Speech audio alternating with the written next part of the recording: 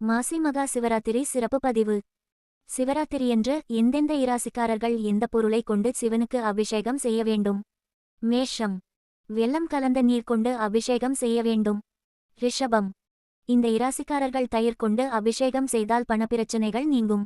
மிதுனம், சிவலிங்கத்திற்கு கரும்பு சாறு கொண்டு அபிஷேகம் செய்ய வேண்டும்.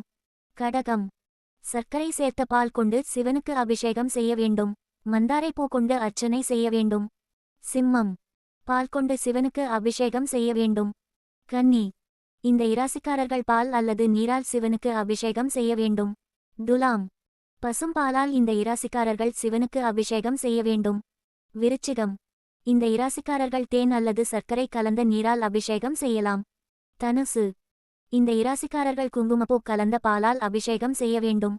மகரம், இந்த இராசிக்காரர்கள் சிவனுக்கு நல்லெண்ணெய் அபிஷேகம் செய்து வில்வம் பழத்தை படைக்க வேண்டும். கும்பம், இளநீர் அல்லது கடுகு எண்ணெயால் இந்த இராசிக்காரர்கள் சிவனுக்கு அபிஷேகம் செய்ய வேண்டும். மீனம், குங்குமப்பூ பாலால் இந்த இராசிக்காரர்கள் சிவனுக்கு பால் அபிஷேகம் செய்ய வேண்டும். ஓம் நமசிவாய. வாழ்க வளமுடன்.